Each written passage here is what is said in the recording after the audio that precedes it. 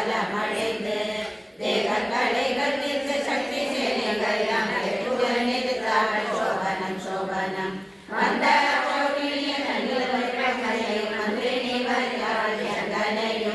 சீறிக்கொண்டு வருகிறான்